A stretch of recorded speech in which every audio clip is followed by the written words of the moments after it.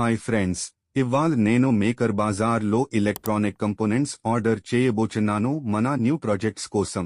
Battery 3S BMS board, DC-DC Boost converter, amplifier, Bluetooth receiver, soldering iron and more.